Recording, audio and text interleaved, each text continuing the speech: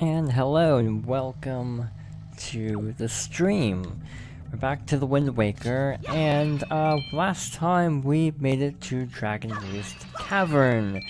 So that's what we're gonna do today, and then probably get stuck at the auction for like half an hour knowing my luck. So that's the plan for today. So hello, welcome. Hope everyone's having a good day, good evening, good morning, if anyone is in a time zone where it's technically morning. Yes, we are in Dragon Roost.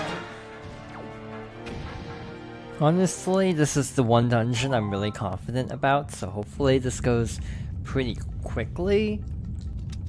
There's not really anything that can go wrong in Dragon Roost, so hopefully it goes well. Now, where things start going wrong for me personally is about the Earth Temple. That's where I get lost. So, hopefully this goes well. You got a small key. Use it to open locked doors. You can use it only in this dungeon. Alright, so we lit the torches, got a key. So good start. Now, we need to go somewhere in this room. Alrighty, so we have to break this eventually, but we can't right now, so we have to go this way. There's a locked door. But we need a key first. This is kind of a big loop. Basically, we're working our way around this room to get over there, I'm pretty sure. That's our end goal. The little hook shot target. Actually, it's a grappling hook target, not even a hook shot target. And, yeah, that's basically our end goal, because that opens up the thing we need. We also need to go down there at some point. So, hopefully, hopefully the, auction coming up doesn't give us too much trouble, because we do want the Swift sale. I might end there and not go for, like, the treasure charts until later, because time efficiency, we could get stuck at the auction for a very long time if we go for everything there, and I don't think we'll even have enough rupees for that. So, you got the dungeon map. You can view it by tapping the map screen on the Wii U gamepad, and even see rooms you haven't been to yet. That's useful. It is useful. Alrighty, so the main gimmick is lava. Because of all the unrest from Valu, a lot of stuff has been stirred up in the world, and we're trying not to die. So we have to cool the lava if needed, and we also can, we can basically knock enemies into the lava, I think, at some point. But I think they actually come back. Because there's those, like, scorpion enemies that you can throw in the lava to get rid of, but they'll respawn until you actually defeat them with, like, a finisher. So, that's the room I'm most scared about, actually. The room with the big scorpion enemy. Because, that one tends to give me a lot of trouble, but I'm getting ahead of myself here. So we have the red shoes. Go down in, like, one hit, practically, so no problem. There should be another small key, if I'm not mistaken. It is, so cool. We can proceed. I like how I say, I think this is a small key, because I'm so used to playing randomizers lately, that I don't even know what's a key anymore, and what's like an item. I haven't even done a key sanity, so imagine if I did that and how discombobulated I'd get from that. The problem I have with randomizers, a little bit of a tangent, is I'm only good at Wind Waker, and even then it's sort of debatably good. Like, I'm adequate at Wind Waker, and I'm kind of bad at all the other Zelda games. Like 3D or 2D, especially when you get to like Link to the Past, it gets really rocky. So I don't feel confident doing a randomizer of Link to the Past, or Zelda 1, for that matter. Unfortunately, the one game I know pretty well is this, and this is like the worst randomizer game IMO because there's so much to do. I know you can limit things, like, oh, don't have anything in the Goron trading quest, because that would be miserable. But then, like, for me, it just becomes a case of having too much to randomize, or not enough to randomize, like, not randomizing the ship charts, or sea charts. I find that kind of slower, but if you have it turned on, then you have the unfortunate dilemma of having to literally check up to 40 sea charts just to get one treasure you need. So with Wind Waker, I find it doesn't feel very balanced for randos. So that's why if I were to do a randomizer again, it would probably be Link to the Past, because at least that's a smaller scale, so it wouldn't mess me up as much as Wind Waker because of just how much there is to do. I feel like Ocarina of Time is actually the sweet spot for items. I feel like Majora's Mask also has too many side quests, so basically you're just doing all side quests anyway. It's kind of an interesting debate of like what works for randomizer. Like, I never would have thought Super Mario 64 would work, but apparently they did a lot with it. Like dungeon entrances or level entrances are all randomized. So that's the gimmick of that. And also I think star placements, but I'm not sure, I haven't done it yet. Mario 64 would also be a weird game to do a rando for because of the inherent structure of it. It's basically structured in a way like, you don't really need to do things sequentially, so I'm not sure how that would work. Like, Metroid and Zelda work as randomizers because you have to basically do everything in a certain order. You need to get one item, and that tends to lead to another item, and so on.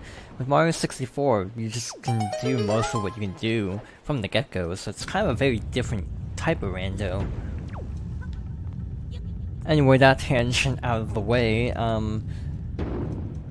we have to move these blocks in a way that we can climb up successfully, like so. And we're good to go. You can also pull out the second row, but there's no point. Here we have to... Oh, hi Tetra.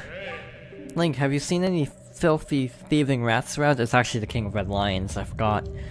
I know they are annoying, but keep your wits about you. They are only rats. If you spread bait near their nest, they may share their stores of treasure with you. Why don't you try it? One thing I forgot to do is buy any bait. Or get the bait bag. So we'll have to do that next time we see Beetle, which will be after this dungeon, hopefully. Start opening up the map. I completely forgot that we had to buy that on outset. You got the compass. Now you can see where things are hidden in the dungeon. View the map screen and see for yourself. Yep. We now know where everything is located. It's less convenient because my Wii U gamepad is dead. At the moment, I forgot to charge it, so I have no map. You got a small key. I've actually been using the Wii U Pro Controller for this playthrough partly because of having things on the top screen. If you have the Wii U gamepad, most of the menus will be on the touch screen. So for the sake of this Let's Play, or Stream Play, whatever you want to call it, I thought it might be better to have the pause screen on the main display in order to have everything visible, like maps, so I can point out things instead of being like, I'm looking down at this screen and you can't see, and let me try to explain what I'm trying to say.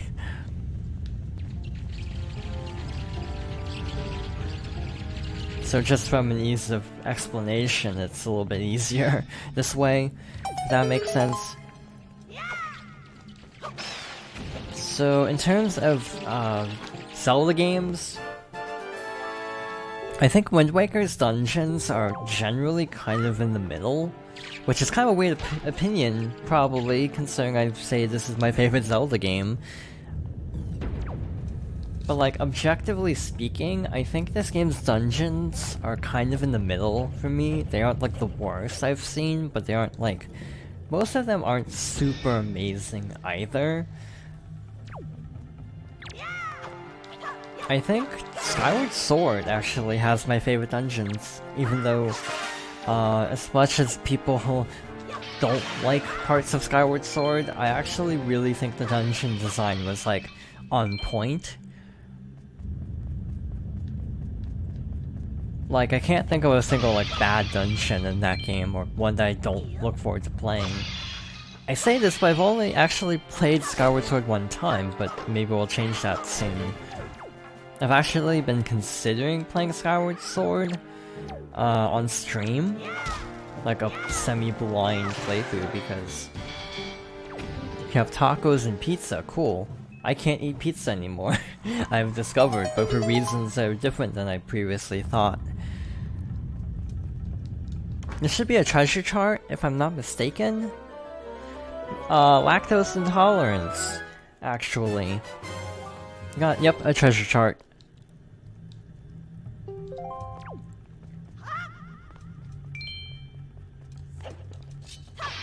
I just recently discovered I can't do dairy products anymore. There's sort of a sudden thing as well, like it just sort of happened really recently, and as it does. Like lactose intolerance is one of those weird things that kinda comes and goes. And I haven't really... I don't know, I'm not sure if I'd like the chances, the thing. Like, I could probably get away with it, but I don't know if I want to chance that. Alright, so, last enemy down.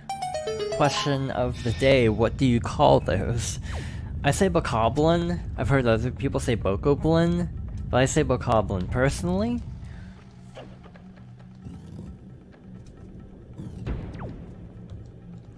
Okay, this is the room I was talking about. Like, the, worst room for me personally, because of this little scorpion guy. Because this is a really small platform to try to fight him on. So again, if you can kind of bait him into the lava, it's actually a little bit better, but he comes right back anyway, so... I don't think there's a way to get him to move to the main platform, also, which is also unfortunate. Alrighty, something that you learn when you do randomizers is that you can use the Deku Leaf to cross this gap. That's really oddly specific, and yes, I have done it that way, because I didn't have the grappling hook in, like, my first 2 runs until really stupidly late. I also didn't make spoiler logs, so I couldn't even look up where things were. So good thinking, me. Good thinking. Alright, so we are outside now.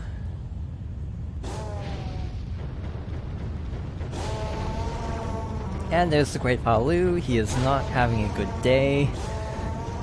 So we are going to go save him, but I guess we're not going back that way.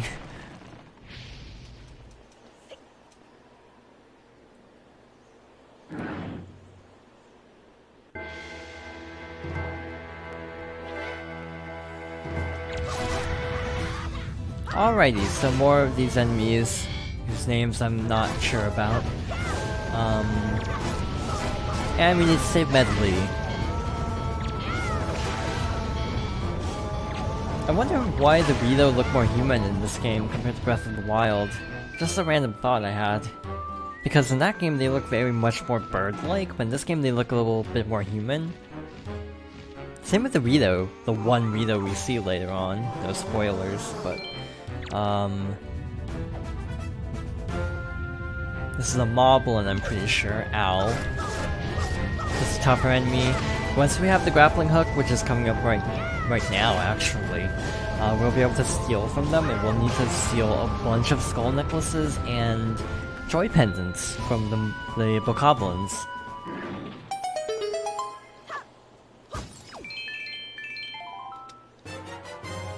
You got a skull necklace. You can keep it in your spoils bag. This rather off-putting accessory would appear to be of little value, but shown to the right person, it is apparently of great worth. So that is for, I think, a piece of heart or a treasure chart. I don't remember. Link, you came to rescue me. Oh, thank you. I have to tell you what I found out. This is terrible. Some creature's doing awful things to the Great Valu's tail. That's why he's so angry. The Great Valu's tail hangs down into the room right below here. There's gotta be something in there. I wonder if those mean monsters who captured me have something to do with it. You've got to do something now before it's too late. I'll go on and tell everyone what's happening. Here, Link, use this to get out of here. That's what I used to get this far. This is the device we Rito used before we evolved wings.